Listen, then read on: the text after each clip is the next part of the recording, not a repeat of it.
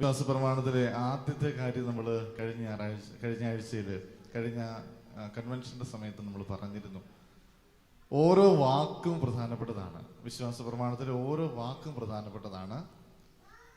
കഴിഞ്ഞ കൺവെൻഷന്റെ സമയത്ത് നമ്മൾ ധ്യാനിച്ചത് സർവശക്തൻ എന്ന വാക്കാണ്. സർവശക്തൻ.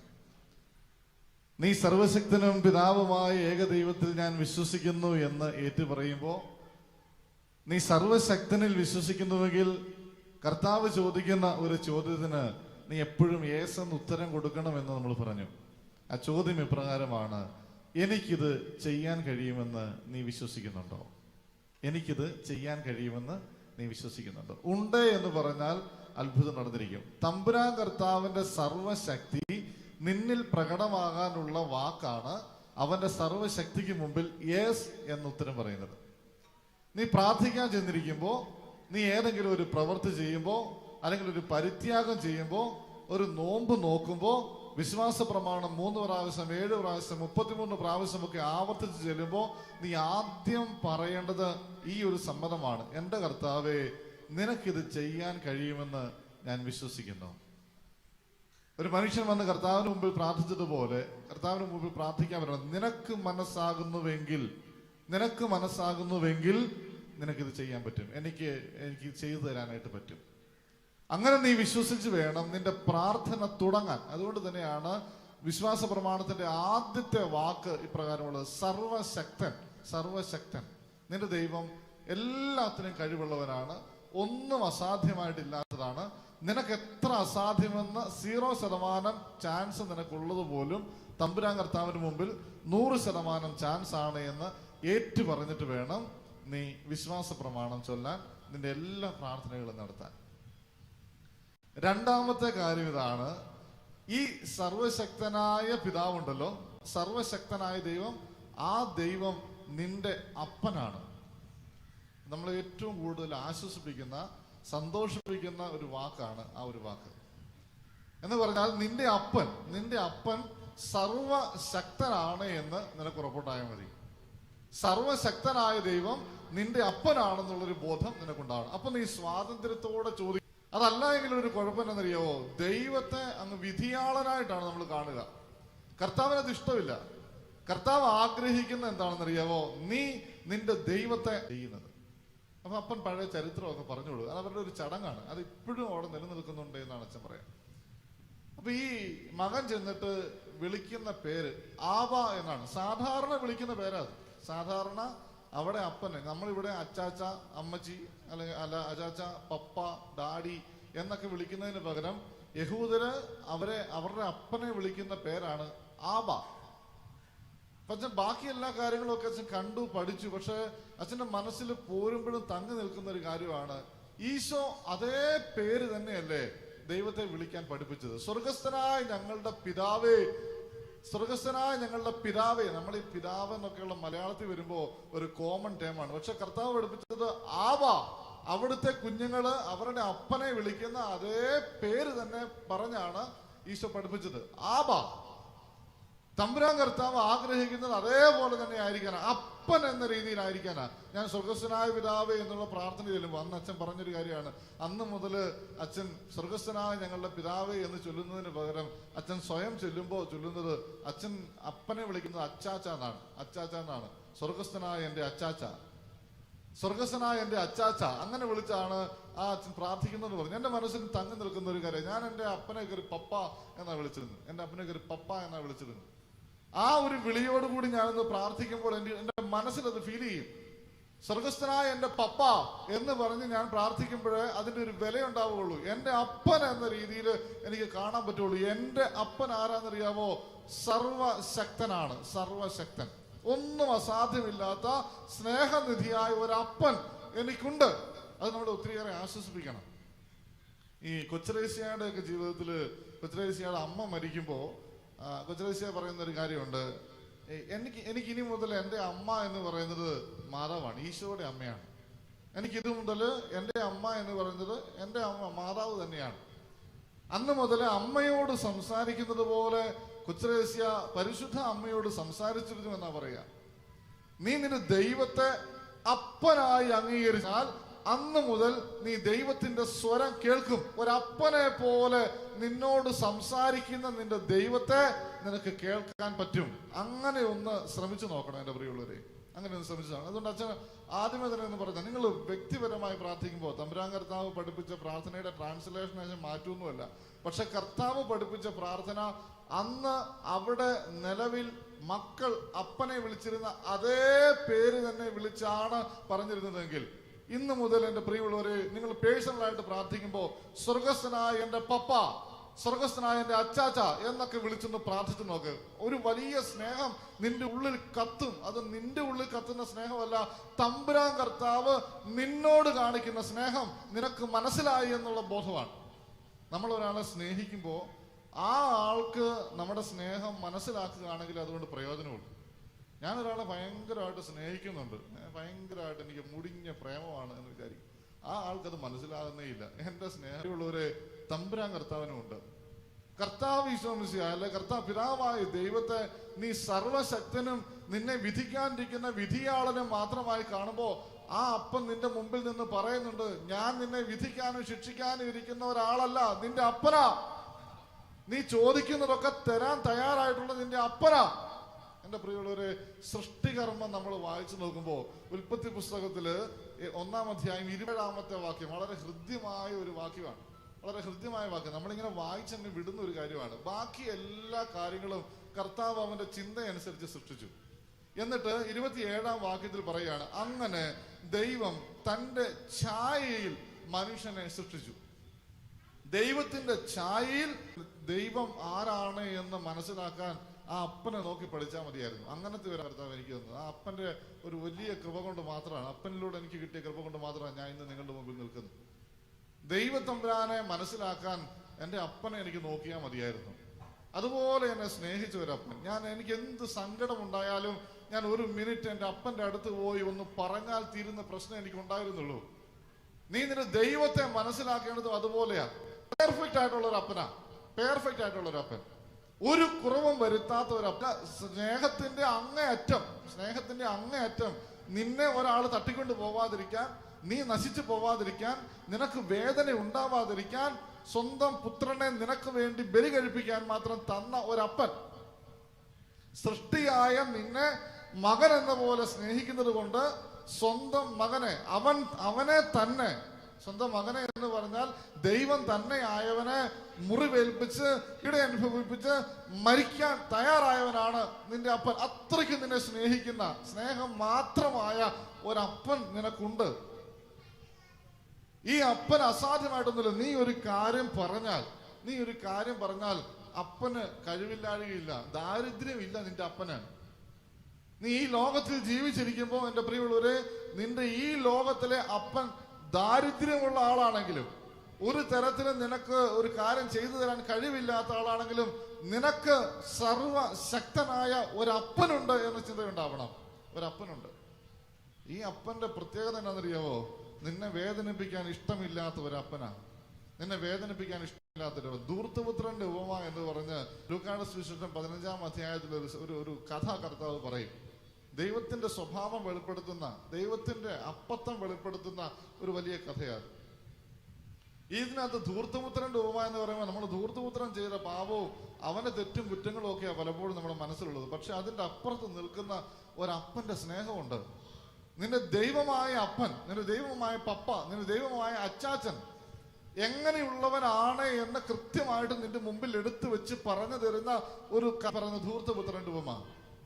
മക്കൾക്ക് വേണ്ടി സമ്പാദിച്ചു വെച്ചിരിക്കുന്ന ഒരപ്പൻ, മക്കൾക്ക് വേണ്ടി സമ്പാദിച്ചു വെച്ചിരിക്കുന്ന ഒരപ്പൻ എന്ന് പറഞ്ഞാൽ ഓർത്തോണം, ആ അപ്പന്റെ സന്തോഷം അപ്പന്റെ സന്തോഷം മുഴുവൻ ഈ അപ്പൻ സ്വന്തമായിട്ടൊന്നും ആസ്വദിക്കുന്നില്ല. പക്ഷെ ഈ മകൻ തിരിച്ചു വരുമ്പോ എല്ലാ കാര്യങ്ങളും ഭയങ്കര ആഘോഷമായിട്ടാണ് നടത്തുന്നത്. അതുകൊണ്ട് മൂത്ത പുത്രൻ വന്നിട്ട് പറയുന്നത്, ഇതുവരെ ഒരു കാളക്കുട്ടിയെ പോലും നിനക്ക് വേണ്ടി കൊന്നു തന്നിട്ടില്ല. മകൻ തിരിച്ചു വരുമ്പോൾ ഭയങ്കരമായിട്ടുള്ള സന്തോഷമാണ്. കാരണം ഈ അപ്പൻ സൂക്ഷിച്ചു വെച്ചിരിക്കുന്നത് മുഴുവൻ, സമ്പാദിച്ചു വെച്ചിരിക്കുന്നത് മുഴുവൻ മക്കൾക്ക് വേണ്ടിയിട്ടാ, അപ്പൻ ആസ്വദിക്കാൻ വേണ്ടിയിട്ടല്ല. നിന്റെ സർവശക്തനായ പിതാവിന്റെ സർവശക്തിയും സർവസമ്പാദ്യവും നിനക്ക് വേണ്ടി തന്നെയാണ്. പക്ഷെ നീ കർത്താവിന്റെ കയ്യിൽ നിന്ന് വേണ്ടതും മേടിച്ചുകൊണ്ട് ഇറങ്ങി പോകുമ്പോഴും അവൻ തന്നെ വിലക്കുകയല്ല. പലപ്പോഴും യൂത്തൊക്കെ ചോദിക്കുന്ന ഒരു ചോദ്യമാണ്, ദൈവം സർവശക്തനല്ലേ, ദൈവത്തിന് പിന്നെ എന്നാ പിന്നെ നമ്മളെ പിടിച്ചു വെച്ചുകൊണ്ട് പോയാൽ പോരെ, ഈ പാപം ഒന്നും ചെയ്യിക്കാതെ അല്ലേ? നമ്മളെ അത്രമാത്രം അങ്ങ് നിയന്ത്രിച്ചാൽ പോരെ. ഈ അപ്പന്റെ ഒരു സ്നേഹത്തിന്റെ അങ്ങേയറ്റം കൊണ്ട് ഈ അപ്പൻ നമ്മൾ ചോദിക്കുന്ന പലതും അങ്ങ് അംഗീകരിച്ചു തരും. ആദ്യം പലപ്പോഴും നമ്മളോട് ചോദിക്കും, വേണോ, ഇതാണ് നല്ലത്, ഇത് ശരിയല്ല എന്നൊക്കെ നമ്മളോട് അടുത്ത് പറയും. പക്ഷെ നിന്റെ നിർബന്ധ ബുദ്ധി തമ്പുരാനെ കൊണ്ട് ഇത് ചെയ്യിപ്പിക്കും. നിന്നെ ചില കാര്യങ്ങളുടെ മേലെ അഴിച്ചു വിടുന്ന, എന്നിട്ട് മാറി നിന്ന് കരയുന്ന ഒരപ്പൻ ഒന്ന് ഓർത്തു നോക്കിയേ. നിങ്ങൾ ഈ ധൂർത്തപുത്രന്റെ ഉപമ നിങ്ങളുടെ മനസ്സിലൊന്നിട്ട് ചിന്തിച്ചാൽ നിങ്ങൾക്ക് മനസ്സിലാവും ആ അപ്പന്റെ വേദന എന്തുമാത്രം വലിയ വേദനയാ. അപ്പന്റെ അടുത്ത് എന്നിട്ട് ഈ മകൻ ചെന്ന് ചോദിക്കുന്ന ഒരു ചോദ്യമുണ്ട്, അപ്പാ എനിക്കുള്ളതൊക്കെ ഇങ്ങ് തന്നേക്ക്, ഞാൻ പോവാ. ചങ്ക് പൊട്ടുന്ന വേദനയോടെ അപ്പൻ തിരിച്ചു ചോദിക്കുന്നത്, അത് വേണോ, അത് വേണോ? നമ്മളൊന്ന് തിരിഞ്ഞു നോക്കിയാൽ നമുക്ക് മനസ്സിലാകും എത്രയോ പ്രാവശ്യം നമ്മൾ തമ്പുരാൻ കർത്താവിനെ ഇട്ടേച്ചു പോകാൻ തീരുമാനിക്കുമ്പോൾ നിങ്ങൾ ആകൃതകളുണ്ടോ, അല്ലെങ്കിൽ കുടുംബ സമാധാനമില്ലാത്ത, മക്കളില്ലാത്ത അവസ്ഥയുണ്ടോ, എല്ലാം ഒറ്റ നിമിഷം കൊണ്ട് തരാൻ കെൽപ്പുള്ള, നിന്നെ സ്നേഹിക്കുന്ന ഒരപ്പൻ നിനക്കുണ്ട്. നീ ഒന്ന് ചോദിച്ചാൽ മതി, തന്നിരിക്കും. അതുകൊണ്ട് ഈ ഒരു ബന്ധം നമ്മൾ കാത്തു സൂക്ഷിക്കാനായിട്ട് എപ്പോഴും ശ്രദ്ധിക്കണം. ദൈവവുമായി അപ്പനും മകനും തമ്മിലുള്ള ഒരു ബന്ധം കാത്തു സൂക്ഷിക്കാൻ പറ്റണം. വെറുതെ ഒന്നുമല്ല എൻ്റെ പ്രിയമുള്ളവരെ, നിന്നെ സൃഷ്ടിച്ചപ്പോ തന്നെ തമ്പുരാൻ കർത്താവ് അവന്റെ ഛായയിലാ നിന്നെ സൃഷ്ടിച്ചത്. അവന്റെ ഛായയിൽ. അതൊരു നിർബന്ധ ബുദ്ധിയായിരുന്നു ദൈവത്തിന്. ബാക്കി എല്ലാ കാര്യങ്ങളും ഉണ്ടാകട്ടെ എന്ന് പറഞ്ഞ് ഉണ്ടാക്കിയിട്ട് ഒരു വലിയ കഷ്ടപ്പെട്ട മനുഷ്യനെ ഉണ്ടാക്കിയത് അല്ലേ? ആ മണ്ണ് കൊണ്ട് മെനഞ്ഞെടുത്തു. അവന്റെ മനസ്സിന് ഇഷ്ടപ്പെട്ട രീതിയിൽ അവൻ മണ്ണ് കൊണ്ട് മെനഞ്ഞെടുത്തിട്ട് അവന്റെ മൂക്കിലേക്ക് ഊതി അവനെ സൃഷ്ടിച്ചു. ഒരു പ്രത്യേകത മനുഷ്യന് കൊടുക്കുക, ഒരു പ്രത്യേകത. മറ്റു വസ്തുക്കളെ പോലെ ഒന്നുമല്ലാത്ത ഒരു വലിയ പ്രത്യേകത മനുഷ്യന് കൊടുത്തുകൊണ്ടാണ് അവന്റെ ഛായയിൽ, അവന്റെ സാദൃശ്യത്തിൽ അവൻ മനുഷ്യനെ സൃഷ്ടിച്ചു. അവന്റെ തന്നെ കോപ്പിയാക്കിയാണ് നമ്മളെ സൃഷ്ടിച്ചത്. എൻ്റെ പ്രിയമുള്ളവരെ, ഇത്രയും സ്നേഹിക്കുന്ന ഒരു അപ്പൻ നമുക്കുണ്ടായിട്ട് ആ അപ്പന് വില കൊടുക്കാതിരിക്കരുത്. അപ്പന്റെ വില നമ്മൾ മനസ്സിലാക്കണം. അപ്പന്റെ സ്നേഹം നമ്മൾ മനസ്സിലാക്കാതെ പോകുന്നതാണ് നമ്മുടെ ഏറ്റവും വലിയ പ്രശ്നം. ഞാൻ വേറൊരു ഫൊറോനയിൽ യുവദീപ്തിയുടെ ചാർജ് ഉണ്ടായിരുന്ന സമയത്ത് അവിടെയുള്ള യൂത്തും ഒക്കെ ആയിട്ട് നല്ല അപ്പോൾ എനിക്ക് അടുപ്പമുള്ള ഒരു യുവാവ്, എനിക്കൊരു ബന്ധം എന്ന് പറഞ്ഞാൽ എനിക്ക് ആ സ്നേഹബന്ധമുണ്ട്, അങ്ങനത്തെ ഒരു യുവാവ്. പക്ഷെ അവനൊന്നും ഒരിക്കലും പ്രതീക്ഷിക്കാത്തൊരു സംഭവം ഒരിക്കലും ഉണ്ടായി. അവന്റെ അപ്പന്റെ നേരെ കൈപൊക്കി അവന്റെ അപ്പന്റെ നേരെ കൈപൊക്കി. അപ്പോൾ ഇവന്റെ അപ്പനും ഒക്കെ അറിയാം എന്നോട് ബന്ധമുണ്ടെന്ന്. അപ്പന് ഭയങ്കര ചങ്ക് പൊട്ടുന്ന വേദനയായിരുന്നു, അത് സഹിക്കാൻ പറ്റത്തില്ലാത്ത വേദന. അപ്പൊ അപ്പനും മോനും കൂടെ എൻ്റെ അടുത്ത് വന്നു. അപ്പന് മകനോട് മിണ്ടുന്നില്ലായിരുന്നു കുറേ ദിവസങ്ങളായിട്ട്. അപ്പോൾ അമ്മയും എല്ലാവരോടും നിർബന്ധിച്ചിട്ട് വന്നതാണ്. രണ്ടുപേരും കൂടെ എൻ്റെ അടുത്ത് വന്നു. എനിക്കിത് സഹിക്കാൻ പറ്റില്ല. അപ്പന്റെ നേരെയൊക്കെ കൈവക്കുക എന്ന് പറഞ്ഞാൽ അതിൽ കൂടുതലൊരു ശാപം കിട്ടാനില്ല ഈ ലോകത്ത്. അവിടെ തകർന്നു, പിന്നെ അവനെ രക്ഷിക്കാൻ പോലും പറ്റാത്ത വിധത്തിൽ അവൻ തകർന്നു പോകും. അതുപോലെയാണ് അപ്പന്റെ അമ്മയുടെ നേരെയുള്ള കൈവക്കലും അവരോടുള്ള ബഹുമാനക്കുറവും ഒക്കെ. അപ്പൊ അതുകൊണ്ട് ഇവനെ വിളിച്ചിരുത്തി, രണ്ടുപേരെയും കൂടെ വിളിച്ചിരുത്തി ഞാൻ സംസാരിക്കുകയാണ്. അപ്പൊ ഈ അപ്പനങ്ങ് ചങ്ക് പൊട്ടുന്ന വേദനയോടെ എൻ്റെ മുമ്പിൽ നിന്ന് കരഞ്ഞു. ഒരു കുലുക്കവും ഇല്ല, ഇവൻ കരയുന്നുമില്ല, ഒന്നുമില്ല. എന്നിട്ട് ഇവന്റെ അപ്പൻ ഇവനെ കൊച്ചിലെ മുതലേ ഇവനെയും കൊണ്ട് ഓടിയിട്ടുള്ള ഓട്ടം, ഇവന് വേണ്ടി കഷ്ടപ്പെട്ടിട്ടുള്ള കഷ്ടപ്പാട് ഒക്കെ എൻ്റെ മുമ്പിലിരുന്ന് പറയും. ഇവൻ രോഗിയായിട്ടിരുന്ന സമയത്ത് കൊച്ചുനാൾ മുതൽ ഉറങ്ങാതെ എത്രയോ ദിവസങ്ങൾ ഈ അപ്പൻ ഇരുന്നിട്ടുണ്ട് ഇവന്റെ കൂടെ. എടുത്തോണ്ട് ഓടിയിട്ടുണ്ട്. ഇവന് ഫിക്സ് വരുന്ന ഒരുത്തനായിരുന്നു. അവനെ കൊണ്ട് എടുത്തോണ്ട് ഓടിയിട്ടുണ്ട്. രാത്രിയിലും ഒക്കെ എടുത്തോണ്ട് ഓടുന്ന അവസ്ഥ വന്നിട്ടുണ്ട്. വണ്ടിയൊന്നും കിട്ടാഞ്ഞിട്ട് ഓടിപ്പോയി 5 കിലോമീറ്റർ ഒക്കെ ഓടിപ്പോയി ആശുപത്രി കൊണ്ടുപോയതാ. ആ ചരിത്രമൊക്കെ എൻ്റെ മുമ്പിൽ ഇരുന്ന് ഈ അപ്പൻ ഇങ്ങനെ പറയുക. അപ്പന്റെ കഷ്ടപ്പാടും, അപ്പനൊരു നല്ല ഷർട്ട് പോലും മേടിച്ചിട്ടിട്ടില്ല, മക്കൾക്ക് വേണ്ടി സമ്പാദിച്ചതാ. ഈ അപ്പൻ എൻ്റെ മുമ്പിൽ ഇരുന്ന് ഒത്തിരി കരഞ്ഞു. ഞാൻ എന്നിട്ട് ഇവന്റെ മുഖത്തോട് നോക്കി. ഇവൻ ഒരു കുലുക്കവുമില്ല. ഞാനപ്പോ ഇവനോട് ഇങ്ങനെ പറഞ്ഞു, എടാ നിന്റെ അപ്പൻ നിനക്ക് വേണ്ടി എന്തുമാത്രം കഷ്ടപ്പെട്ടിട്ടുണ്ടാ, എന്ത് സ്നേഹമാടാ മനുഷ്യന്റെ മനസ്സ് മുഴുവൻ ഇരിക്കുന്നത്. ഇവൻ എന്നോട് എടുത്തുമായി ചോദിക്കുകയാണ്, ഇതൊക്കെ ചെയ്യാനല്ലെങ്കിൽ പിന്നെ അപ്പനാന്ന് പറഞ്ഞിരിക്കുന്നത് എന്തിനാണ്? ഇവനോട് ചോദിക്കുക. അപ്പന് നേരെ കൈപൊക്കി എന്തിനാണെന്നറിയാവോ? ഇവന്റെ ഒരു കൂട്ടുകാരനോട് അപ്പൻ പറഞ്ഞു, ഇനി മേലെ നീ ഇവിടെ കയറരുതെന്ന് പറഞ്ഞു. അവൻ്റെ ഒരു തല്ലിപ്പൊളി ഒരുത്തനാണ്. അവൻ ആ വീട്ടിൽ കയറി എന്ന് അറിഞ്ഞാൽ തന്നെ നാട്ടുകാർ അവരുടെ വീടിന് വിലയിടും. ഞങ്ങളുമുണ്ട്, ഈ അപ്പനൊരു മോളും ഉണ്ട്. ഒരു പേരുദോഷം ഉണ്ടാകും എന്ന് ഉറപ്പുള്ളതുകൊണ്ട് ഈ അപ്പൻ ഒരു ദിവസം ഈ ചെറുക്കന്റെ മുഖത്ത്, അവൻ രാത്രിയിലാണ് വീട്ടിൽ കയറി വന്നത്. അപ്പൊ ഈ കൂട്ടുകാരന്റെ മുഖത്ത് നോക്കി, നീ ഇനി രാത്രി ഈ വീട്ടിൽ കയറലെന്ന് പറഞ്ഞു. ഇവൻ അപ്പന്റെ നേരെ കൈപൊക്കി. ഇവൻ ഈ കൂട്ടുകാരനുമായിട്ടുള്ള ആത്മബന്ധം എന്താണെന്നറിയാവോ? ഒരു പ്രാവശ്യം ബസ്സിൽ യാത്ര ചെയ്ത സമയത്ത് ഇവന്റെ പേഴ്സ് ആരാണ്ട് പോക്കറ്റ് അടിച്ചു. ഈ പോക്കറ്റ് അടിച്ച് ഇവന് പൈസ കൊടുക്കാൻ ഇല്ലാതെ വന്നു. ടിക്കറ്റ് എടുക്കാൻ പൈസ കൊടുക്കാൻ ഇല്ലാതെ വന്നപ്പോ ഇവന്റെ ഇപ്പുറത്തിരുവനാണ് ഇവൻ. അന്ന് ഇവൻ കൂട്ടുകാരനൊന്നുമല്ല. ഇത്രമാത്രം നിന്നെ സ്നേഹിച്ചിട്ട് ആ അപ്പന്റെ സ്നേഹം നീ മനസ്സിലാക്കുന്നില്ലല്ലോ എന്നുള്ളതാണ് തമ്പുരാൻ കർത്താവിന്റെ ഏറ്റവും വലിയ സങ്കടം എന്ന് പറയാം. നമ്മള് ഒരു പാട്ട് കേട്ടിട്ടില്ലേ? എനിക്കായി എൻ്റെ ദൈവം ഏകജാതനെ നൽകി, അല്ലെ? എനിക്കായി എൻ്റെ ദൈവം ഏകജാതനെ നൽകി, അവൻ ഇവിടെ വന്ന് പീഡ സഹിച്ചു എന്നൊക്കെ പറഞ്ഞൊരു പാട്ട് നമ്മൾ കേട്ടിട്ടില്ലേ? നമ്മൾ കർത്താവ് വിശ്വസിക്കാൻ ഇവിടെ വന്ന് പാടുപീഡകൾ സഹിച്ചു എന്നതിനെ കുറിച്ചൊക്കെ നമ്മൾ പറയാറുണ്ട്. പക്ഷെ ആ മകനെ ഇങ്ങോട്ട് അയച്ച ഒരപ്പന്റെ വേദന അത് നമ്മൾ മനസ്സിലാക്കാതെ പോകുന്നുണ്ട്. ഒരപ്പന്റെ വേദന. ഞാൻ ഒരു പ്രാവശ്യം ഇതുപോലെ പീഡാനുഭവ വാരത്തില് ഒരു ആരാധന നടത്തിക്കൊണ്ടിരുന്ന സമയത്ത് എനിക്കുണ്ടായ ഒരു അനുഭവം അച്ഛൻ നിങ്ങളുടെ മുമ്പിൽ പറയാം. ഇതുവരെ ആരോടും അച്ഛൻ പറഞ്ഞിട്ടില്ല. എനിക്കുണ്ടായ ഒരു അനുഭവം. അപ്പോൾ ഞങ്ങളിങ്ങനെ ആരാധന നടത്തിക്കൊണ്ടിരുന്നപ്പോൾ ഞങ്ങളിങ്ങനെ കർത്താവായ ഈശോയെ നിന്റെ പീഡാനുഭവത്തിന്റെ മായാത്ത മുദ്ര ഞങ്ങളുടെ ഹൃദയത്തിൽ പതിപ്പിക്കണമേ എന്ന് പറഞ്ഞിങ്ങനെ ആവർത്തിച്ച് ചൊല്ലാനായിട്ട് പറഞ്ഞ് അതിങ്ങനെ പ്രാർത്ഥിച്ചുകൊണ്ടിരിക്കുകയാണ്. കർത്താവേ നിന്റെ പീഡാനുഭവത്തിന്റെ മായാത്ത മുദ്ര എൻ്റെ ഹൃദയത്തിൽ പതിപ്പിക്കണമേ. അപ്പൊ ഞാനിങ്ങനെ ഒന്ന് കണ്ണടച്ചിരുന്ന സമയത്ത് എൻ്റെ മനസ്സിൽ ഒരു കാഴ്ച പോലെ, ഒരു സ്വപ്നം പോലെ ഞാനിങ്ങനെ പോയതാ. ഇതാണ് കർത്താവ് മിശിഹായുടെ പീഡാനുഭവത്തിന്റെ സമയത്ത് അവനെ കെട്ടിയിട്ട് തല്ലുകയാണ്. കർത്താവിനെ കെട്ടിയിട്ട് തല്ലുകയാണ്. അതേ സമയത്ത് ഇവനെ അയച്ച ഈശോയെ ഇങ്ങോട്ടേക്ക് അയച്ച പിതാവിന്റെ ഒരു സഹനമുണ്ട്. പിതാവിന്റെ ഒരു സഹനം. നിങ്ങൾ ഈ പാഷൻ ഓഫ് ദി ക്രൈസ്റ്റ് എന്ന് പറയുന്ന സിനിമ നിങ്ങൾ കണ്ടിട്ടുണ്ടെങ്കിൽ അമ്മ ഈശോയെ അടിക്കുന്ന സമയത്ത് വേദന കടിച്ചമർത്തി നിൽക്കുന്ന ഒരു രംഗമുണ്ട്. രംഗം എല്ലാം സാധിക്കുമായിരുന്നിട്ടും, ഈ തല്ലുന്നവന്റെ കൈ കത്തിച്ച് കളയാൻ കഴിയുമായിരുന്നിട്ടും പ്രതികരിക്കാതെ പിടിച്ചു നിൽക്കുന്ന, സ്വന്തം മകൻ പീഡ അനുഭവിക്കുമ്പോൾ പിടിച്ചു നിൽക്കുന്ന ഒരു പിതാവിന്റെ മുഖം അന്ന് ഞാൻ കണ്ടതാണ്. പിടിച്ചു നിൽക്കുന്ന, സ്വർഗം മുഴുവൻ ഭയങ്കരമായിട്ട് സങ്കടപ്പെടുന്ന ഒരു സമയം. കാരണം മാലാഖമാർക്ക് മുഴുവൻ ഈ കർത്താവിന്റെ കൂടെ വന്ന് നിന്ന് അവനെ സഹായിക്കണമെന്ന് ആഗ്രഹമുണ്ട്. പക്ഷെ പിതാവായ ദൈവം പറഞ്ഞിരിക്കുക, എന്റെ പ്രിയ അവസാനം വരെ എന്നെ അനുസരിച്ച് മരിക്കാൻ വേണ്ടിയാ, ഈ മനുഷ്യനെ ഉദ്ധാനം ചെയ്യാൻ വേണ്ടിയിട്ടാ. എല്ലാവരും ഇങ്ങനെ പിടിച്ചു നിൽക്കുന്ന ഒരു രംഗമുണ്ട്. കർത്താവിനെ ഈ കാരാഗ്രഹത്തിലേക്ക് അടികൊണ്ട് ശരീരം മുഴുവൻ പറഞ്ഞു കീറി കാരാഗ്രഹത്തിലേക്ക് തൂക്കിയിടും. അവിടുത്തെ പ്രത്യേകത അറിയാം. അത് ഒരു വലിയ കുഴിക്കകത്തോട്ട് കെട്ടിത്തൂക്കിയിടുക എന്നാ പറയുന്നത്, പ്രസംഗം എന്ന് പറയാം. അവിടെ കെട്ടിത്തൂക്കി ഇട്ട ഒരു രംഗമുണ്ട്. അതിന്റെ തൊട്ടപ്പുറത്ത് ചെവി ചേർത്ത് വെച്ച് നിൽക്കുന്ന ഒരു പിതാവുണ്ട്. ഇവന്റെ കരച്ചില് കേട്ടോണ്ട് നിൽക്കുന്ന ഒരു പിതാവ്. എന്തിനാണെന്നറിയാവോ? നിന്നോടുള്ള സ്നേഹം കൊണ്ട്. സ്വർഗം മുഴുവൻ കർത്താവ് മിശിഹ പിടഞ്ഞ് മരിക്കുന്ന സമയത്ത് കരയുന്നുണ്ട്. അതാണ് കർത്താവ് മരിച്ച സെക്കൻഡില് ഒരു ഭൂമി കുലുക്കം പോലെ ഉണ്ടായത്.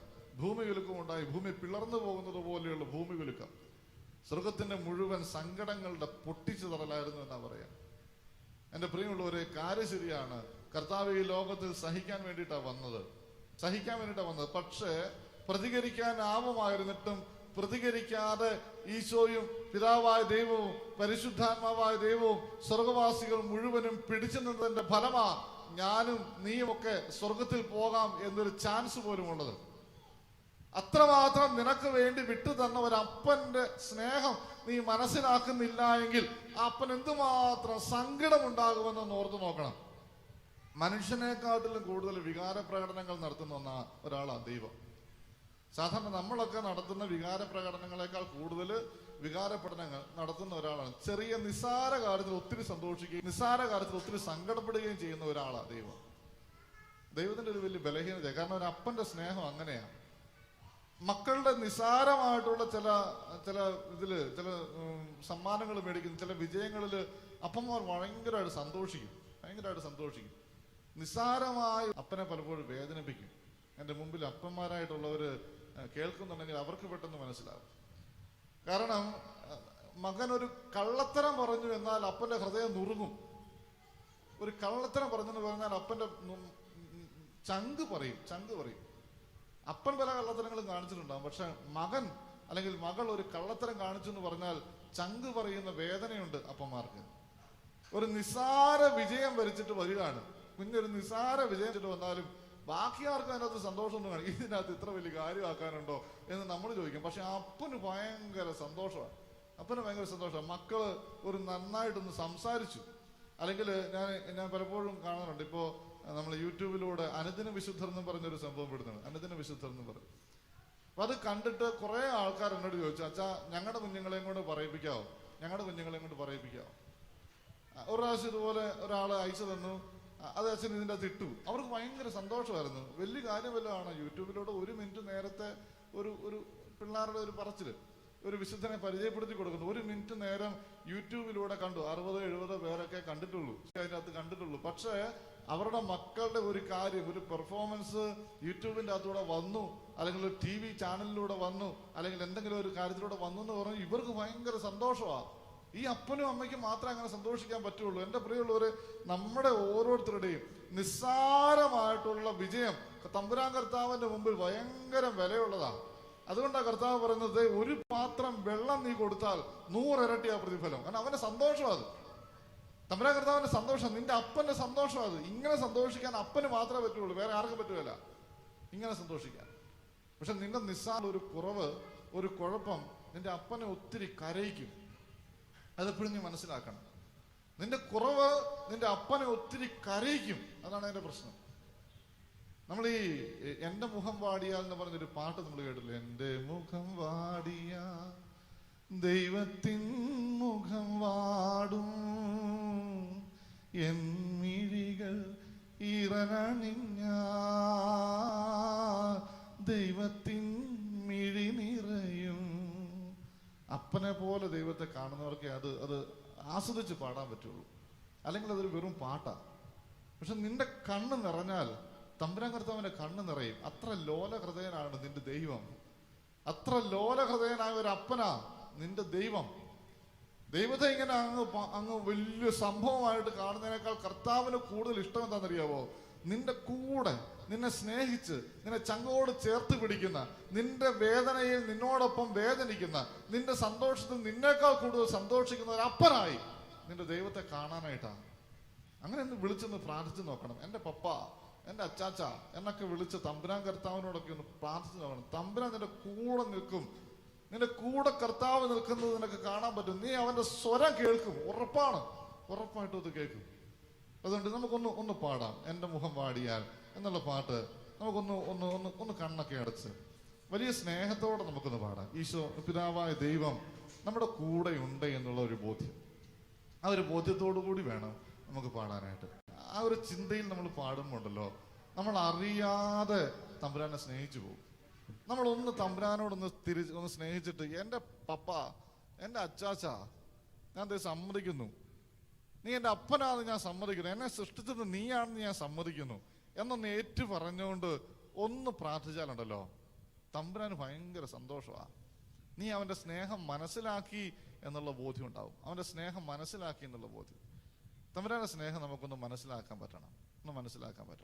നമുക്കൊന്ന് കണ്ണൊക്കെ അടച്ച് നമുക്ക് മനസ്സിൽ ഈശോയെ അപ്പനായിട്ട് ദൈവത്തെ അപ്പനായിട്ട് അംഗീകരിച്ചുകൊണ്ട്, അതിന് ഈശോ, ദൈവം എന്നൊക്കെ മാറ്റി മറിച്ചുമൊക്കെ പറയുന്നത് നിങ്ങൾ തെറ്റിദ്ധരിക്കുമെന്നും വേണ്ട. എല്ലാം ഒന്ന് തന്നെയാണ്. പിതാവ്, പുത്രൻ, പരിശുദ്ധാത്മാവ്, 3 ഒന്നാണ്. ഈശോ നമ്മുടെ ശുദ്ധാത്മാവിനെ ചിത്രീകരിക്കുമ്പോൾ ഒരേ പ്രായം, ഒരേ മുഖം, ഒരേ ശരീരപ്രകൃതിയുള്ള, തിരിച്ചറിയാൻ പറ്റാത്ത വിധത്തിൽ ഒരേപോലെയുള്ള മുക്തികളായിട്ട് ചിത്രീകരിക്കണമെന്ന് പറയും. അതാണ് ശരി. അതുകൊണ്ട് നമ്മുടെ മനസ്സിൽ ആ ഒരു ചിന്തയോടുകൂടെ നമ്മളെ ഒത്തിരി സ്നേഹിക്കുന്ന അപ്പൻ, ഒരു ചെറുപ്പക്കാരനായ അപ്പൻ അല്ലെ, നല്ല തണ്ടും തടിയൊക്കെയുള്ള, നല്ല ആരോഗ്യമുള്ള, എല്ലാം സാധിക്കുന്ന, നമ്മളൊരു കാര്യം പറഞ്ഞാൽ നമുക്ക് വേണ്ടി സാധിച്ചു തരുന്ന, അത്രയ്ക്ക് അമ്പിളിയമ്മാവനെ പിടിച്ചോണ്ട് തരാൻ പറഞ്ഞാൽ അതും പിടിച്ചു തരാൻ മാത്രം ശക്തിയും സ്നേഹവും ഉള്ള ഒരപ്പനായി കണ്ടോണ്ട് നമുക്ക് പാട്ടുപാടാം.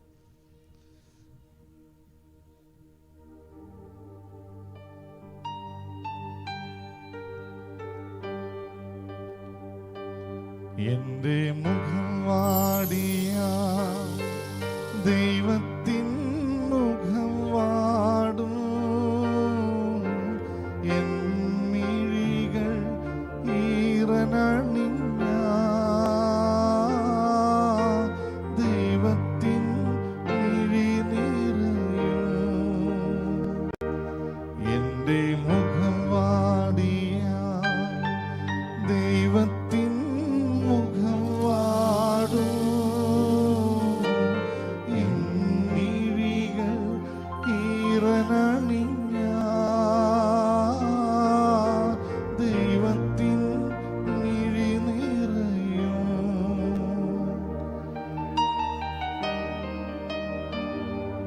ഞാൻ പാപം ചെയ്തകന്നിടുമ്പോ ദൈവത്തിൻ ഉള്ളം തേങ്ങും. ഞാൻ പാപം ചെയ്തകന്നിടുമ്പോ ദൈവത്തിൻ ഉള്ളം തേങ്ങും. ഞാൻ പിഴകൾ ഇടുമ്പോ ദൈവത്തിൻ കരളലിയും. ഞാൻ പാപം ചെയ്തകന്നിടുമ്പോ ഉള്ളം തേങ്ങും. ഞാൻ പിഴകൾ ചൊല്ലിടുമ്പോ ദൈവത്തിൻ കരളലിയും. എന്റെ മുഖം വാടിയ ദൈവത്തിൻ മുഖം വാടും. എൻ മിഴികൾ ഈറനണിഞ്ഞ ദൈവരെ നിറയും.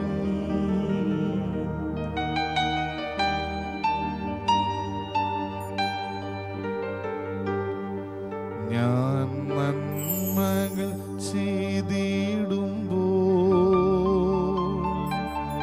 ദൈവത്തിൻ മനം തുടിക്കും. ഞാൻ അവനെന്നെ തോളിലെടുക്കും. സ്നേഹത്താൽ താലോലിക്കും. എന്റെ മുഖം വാടിയ മുഖം വാടും. എൻ മിഴികൾ ഈറനണിഞ്ഞ ദൈവത്തിൻ മിഴി നിറയും. Hallelujah, hallelujah, hallelujah, hallelujah. നിന്റെ ദൈവമായ കർത്താവ് നിന്റെ അപ്പനാണ് എന്ന് പറയുമ്പോൾ ഒന്നാമതായിട്ട് നമ്മൾ മനസ്സിലാക്കേണ്ടത് ഈ അപ്പനെ ഞാൻ അംഗീകരിക്കുക എന്നുള്ളതാണ്. ഈ അപ്പന്റെ സർവ്വശക്തിയിൽ ഞാൻ വിശ്വസിക്കുന്നു, അപ്പന്റെ സ്നേഹത്തിൽ ഞാൻ വിശ്വസിക്കുന്നു. രണ്ടാമത്തെ ഒരു കാര്യം നമ്മൾ അംഗീകരിക്കേണ്ടത് ഇതാണ്, ഈ അപ്പനായതുകൊണ്ട് തന്നെ ചിലപ്പോൾ നമ്മൾ തിരുത്തും, പറഞ്ഞു തിരുത്തും, പലരിലൂടെ തിരുത്തും, അല്ലേ? അപ്പന്മാരങ്ങനെയാണ്, നമ്മൾ പറഞ്ഞു തിരുത്തും, ചിലപ്പോൾ മറ്റു പല കാര്യങ്ങൾ കാണിച്ച് തന്നുകൊണ്ട് തിരുത്തും, ചിലപ്പോൾ ഒരു തല്ലൊക്കെ തന്ന് നമ്മളെ തിരുത്താനുള്ള സാധ്യതയുണ്ട്, അല്ലേ? സമാനം ദേഷ്യപ്പെടും. ഒരപ്പനിൽ നിന്ന് ഇതൊക്കെ നമ്മൾ പ്രതീക്ഷിക്കുന്നുവെങ്കിൽ കർത്താവ് പറയാണ്, നിന്റെ ദൈവത്തിൽ നിന്നും നീ ഇതൊക്കെ പ്രതീക്ഷിച്ചോണം. കാരണം നേരത്തെ പറഞ്ഞില്ലേ, നിസ്സാര കാര്യങ്ങളിൽ പോലും വേദനിക്കുന്നതാണ് നിന്റെ അപ്പൻ. ആ വേദന ചിലപ്പോൾ നിന്നോട് പ്രകടിപ്പിക്കും. നമ്മൾ പൗലോസ് വെളിപാട് പുസ്തകത്തിൽ ഒരു ഭാഗമുണ്ട്. വെളിപാട് പുസ്തകത്തിൽ ഓരോ സഭകൾക്കും വേണ്ടിയിട്ട് പറയുന്ന ഒരു ഭാഗമുണ്ട്. ആ സഭകളോടൊക്കെ പറയുമ്പോൾ കർത്താവ് ചോദിക്കുന്നത്, നിനക്ക് ആദ്യം ഉണ്ടായിരുന്ന സ്നേഹമൊക്കെ എവിടെ പോയി? ഓരോ സഭകളോടും പറയുന്ന സമയത്ത് നമ്മളൊന്ന് ശ്രദ്ധിക്കണം. ഒരു അപ്പന്റെ വേദന അവിടെ പ്രകടിപ്പിക്കുന്നുണ്ട്.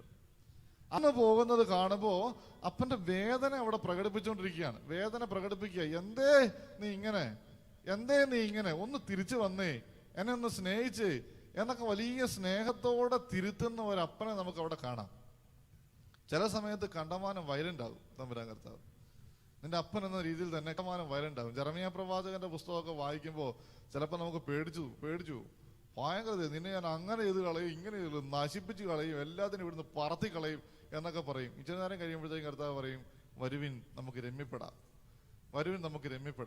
ഒരു കുഴപ്പവും ഉണ്ടാകുകയില്ല, നീ ഒന്ന് ഏറ്റു പറഞ്ഞാൽ മാത്രം മതി, ഞാൻ എല്ലാം സെറ്റാക്കി തരാം എന്നൊക്കെ പറഞ്ഞ് തമ്പുരാൻ കർത്താവ് നമ്മളെ തിരുത്തുന്നതായിട്ട് നമുക്ക് കാണാറുണ്ട്. അതുകൊണ്ട് കർത്താവ് നിന്നെ ചില സമയങ്ങളിൽ തിരുത്തുമ്പോൾ അതിൻ്റെ അർത്ഥം നീ അവനെ ഇട്ടേച്ച് പോകണമെന്നല്ല, അവൻ്റെ അടുത്തേക്ക് നീ തിരിഞ്ഞു വരണം എന്നുള്ളതാണ്. ചില കാര്യങ്ങൾ നമുക്ക് ചില തിരുത്തലുകളായിട്ട് മാറും. ചിലപ്പോൾ നമുക്ക് തോന്നും, ഞാൻ അന്ന് അങ്ങനെയൊക്കെ ചെയ്തതിൻ്റെ ഫലമാണോ ഇപ്പം ഞാൻ അനുഭവിക്കുന്നത്? തോന്നിപ്പോയോ? അപ്പോഴും തിരിച്ചു വന്നേക്കണം. അപ്പോഴത്തെ ഒരു തിരുത്തൽ നമുക്ക് തരുമ്പോൾ പല സമയങ്ങളിലായിട്ട് നമ്മളുടെ മുമ്പിൽ തിരുത്തലുകളായിട്ട് വെക്കുമ്പോൾ യൂദാസിനെ പോലെ അയ്യോ ഞാൻ നശിച്ചു പോയേ എന്നും പറഞ്ഞ് പോവേണ്ട ഒരു സ്ഥിതി പോവരുത്. എത്ര വലിയ തെറ്റാണ് നീ ചെയ്തെങ്കിലും, എന്തുമാത്രം പ്രാവശ്യം കർത്താവ് നിന്നോട് ദേഷ്യപ്പെട്ടാലും തല്ലിയാലും പറഞ്ഞാലും അവന് നിന്നെ മാറ്റി നിർത്താൻ പറ്റുകയില്ല. അതാണ് കർത്താവിന്റെ സ്നേഹത്തിന്റെ പ്രത്യേകത. അവൻ ദേഷ്യപ്പെട്ടു, അല്ലെങ്കിൽ അവൻ എന്നെ മാറ്റി നിർത്തി, എനിക്ക് വേണ്ടത് ചെയ്തു തന്നില്ല, അതല്ലെങ്കിൽ എനിക്ക് ചില ശിക്ഷകൾ നൽകി എന്നൊക്കെ പറയുമ്പോൾ അത് ശിക്ഷണങ്ങളാണ്. മക്കളെ സ്നേഹിക്കുന്ന അപ്പൻ അവനെ ശിക്ഷിക്കുന്നു എന്ന് പ്രഭാഷകന്റെ പുസ്തകത്തിൽ പറയുന്നുണ്ട്. അതേ സമയത്ത് തന്നെ തമ്പുരാൻ കർത്താവ് നമ്മളെ ചേർത്ത് പിടിക്കുന്നതാ. യെരമ്യാ പ്രവാചകന്റെ പുസ്തകം 30-20 വാക്യം നമ്മളുടെ മനസ്സിൽ എപ്പോഴും ഉണ്ടാണ്. തമ്പുരാൻ നമ്മളെ പൊന്നെ, ചക്കരെ, മുത്ത് എന്നൊക്കെ നമ്മുടെ മക്കളെയൊക്കെ നമ്മൾ വിളിക്കാറില്ലേ എന്ന് പറയുന്നത് പോലെ വിളിക്കുന്ന ചില ഭാഗങ്ങളൊക്കെ ഉണ്ട്. നമ്മൾ മനസ്സിലാക്കണം. അതിന്റെ പുസ്തകം 31-20 വാക്യം, എഫ്രായിം എന്റെ വത്സല പുത്രനല്ലേ, എന്റെ ഓമന കുട്ടൻ. എന്നാക്കി ഡയലോഗ്. എഫ്രായിം എന്റെ വത്സല പുത്രനല്ലേ, എന്റെ ഓമന കുട്ടൻ. എന്ത് വാത്സല്യത്തോടെയാണ് തമ്പുരാൻ കർത്താവ്. നമ്മൾ വലിയ പ്രശ്നമാണ്, അപ്പന്മാരും അമ്മമാരും ഇങ്ങനെ വീട്ടിലിരിക്കുകയാണ്, സന്ദർശിക്കാൻ ആളില്ല. മക്കള് വിദേശങ്ങളിലൊക്കെയാണ്, അവർക്ക് ഇങ്ങോട്ട് വരണമെന്ന് പോലുമില്ല. അവർക്ക് ഇങ്ങോട്ട് വരണമെന്ന് തോന്നുന്നെങ്കിൽ ചിലടത്ത് അച്ഛനത് പൊതുവായിട്ട് പറയുന്നതല്ല, ചിലർ 6 മാസം കൂടുമ്പോഴൊക്കെ വിദേശത്താണ്, കയ്യിൽ നിന്ന് കാശ് മുടക്കി അപ്പനെ കാണാൻ വേണ്ടി വരും. ഞാൻ കണ്ടിട്ടുണ്ട് ചില വ്യക്തികൾ അപ്പനൊരു അസുഖമാണ് എന്ന് അറിഞ്ഞു കഴിഞ്ഞിട്ടേച്ച് ഭയങ്കര 3 ലക്ഷം 4 ലക്ഷം ഒക്കെ ശമ്പളം മേടിക്കുന്നതിന് അവനത് കളഞ്ഞിട്ട് അപ്പനെ ശുശ്രൂഷിക്കാൻ വേണ്ടി വീട്ടിൽ വന്ന് നിൽക്കുകയാണ്. ഞാനും പലപ്പോഴും ചോദിക്കും, ഇവന് വട്ടാണോ? വല്ലപ്പോഴും വന്ന് അപ്പനെ കണ്ടാൽ പോരെ? ഇതാണ്, എൻ്റെ അപ്പൻ എന്നെ ശുശ്രൂഷിച്ചാണ്, അതുകൊണ്ട് ഞാൻ ശുശ്രൂഷിക്കുക. അതാ ഏറ്റവും വലിയ കാര്യം. അവൻ ജോലിയും കൂലിയും എല്ലാം കളഞ്ഞിട്ട് അവൻ്റെ അപ്പൻ്റെ അടുത്ത് വന്ന് നിൽക്കുക. ചിലർ ഞാൻ കണ്ടിട്ടുണ്ട്, അവർ കുടുംബത്തോടുകൂടി ഭാര്യയും ഭർത്താവും മക്കളും എല്ലാവരും വിദേശത്തായിരിക്കും. പക്ഷെ അപ്പനോ അമ്മയ്ക്കോ ഒരു രോഗം വന്നു കഴിയുമ്പോൾ ഒന്നെങ്കിൽ അവൻ അല്ലെങ്കിൽ ഭാര്യയെ മക്കളെ ഒക്കെ ഇങ്ങോട്ടേക്ക് പറഞ്ഞു വിട്ടേക്കുക. അവരുടെ കുടുംബ ജീവിതത്തെക്കാട്ടിലും അവർ ഒന്നിച്ച് ജീവിക്കുന്നതിനെക്കാട്ടിലും പ്രധാനപ്പെട്ടത് അപ്പനെയും അമ്മയും ശുശ്രൂഷിക്കുന്നതാണെന്ന് കാണുന്നവരുണ്ട്. കാരണം അവർക്ക് അപ്പനോടും അമ്മയോടുള്ള സ്നേഹം അത്. നീ നിന്റെ സേഫ്റ്റി മാത്രം നോക്കി, നിന്റെ സുരക്ഷിതത്വം മാത്രം നോക്കി, നിനക്കെന്തെങ്കിലും സംഭവിക്കുമോ എന്ന് പേടിച്ച് നീ വീട്ടിലിരിക്കുകയാണെങ്കിൽ, എൻ്റെ പ്രിയമുള്ളവരെ, ഒരിക്കലും നീ അംഗീകരിക്കുന്നില്ല ദൈവം നിന്റെ അപ്പനാണെന്ന് അംഗീകരിച്ചാൽ നീ അവന്റെ അടുത്തേക്ക് വരും, ഉറപ്പായിട്ടും വരും. എൻ്റെ മനസ്സിൽ ഇപ്പോഴും ഉള്ളൊരു സങ്കടമാണ്. ഞാനൊരു അപ്പനെ വേണ്ട വിധം, എൻ്റെ അപ്പൻ എന്നെ ഒത്തിരി മനസ്സിലാക്കുന്ന, എൻ്റെ തിരക്കും ഒക്കെ മനസ്സിലാക്കുന്ന ആളാണ്. പക്ഷെ എൻ്റെ അപ്പൻ അസുഖമായിട്ട് കിടന്ന സമയത്ത് കുറച്ചും കൂടെ പ്രാവശ്യം ഒന്ന് വീട്ടിൽ പോകേണ്ടതായിരുന്നു എന്ന് ഞാൻ ഇപ്പോൾ ഓർക്കുന്നുണ്ട്.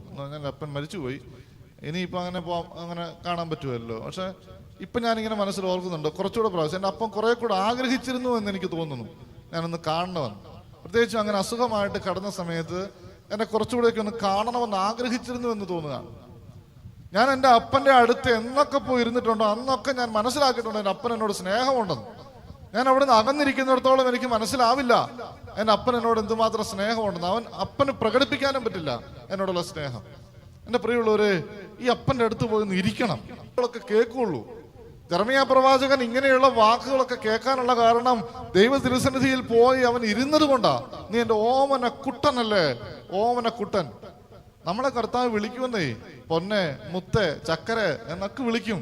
ഒന്ന് ഇരുന്ന് കൊടുത്താൽ മതി. തമ്പുരാനോടും തിരിച്ച് അതുപോലെ സ്നേഹത്തോടെ ഒന്ന് വിളിക്കണം, പറയണം എന്നൊക്കെ കർത്താവ് ആഗ്രഹിക്കുന്നുണ്ട്. എൻ്റെ പ്രിയമുള്ളവരെ, അച്ഛൻ ഇന്ന് നിങ്ങളോട് പറയാൻ ഉദ്ദേശിക്കുന്ന കാര്യം, നമ്മളെക്കാൾ കൂടുതൽ വികാര പ്രകടനങ്ങൾ നടത്തുന്ന ഒരാളാണ് നിന്റെ അപ്പൻ എന്ന നിലയിൽ നിന്റെ ദൈവം. നിന്നേക്കാൾ കൂടുതലായിട്ട് നീ നടത്തുന്ന വികാര പ്രകടനങ്ങളെക്കാൾ കൂടുതലായി നിന്റെ അപ്പനായതുകൊണ്ട് നിന്നോട് അവൻ വികാര പ്രകടനങ്ങൾ നടത്തും. നിന്നെ സ്നേഹിക്കും, കണ്ടമാനം സ്നേഹിക്കും. ചില സമയത്ത് നിന്നോട് കണ്ടമാനം ദേഷ്യപ്പെടുന്നതായിട്ട് നിനക്ക് തോന്നും. ഇതൊക്കെ തോന്നണമെങ്കിൽ എന്നെ ആക്കണമെന്നറിയാവോ? അവന്റെ മുമ്പിൽ പോയി ഇരിക്കണം. കേൾക്കാൻ പറ്റണമെങ്കിൽ, നിന്നെ വഴക്ക് പറയുന്നത് നിനക്ക് കേൾക്കാൻ പറ്റണമെങ്കിൽ നീ അവിടെ പോയി ഇരിക്കണം.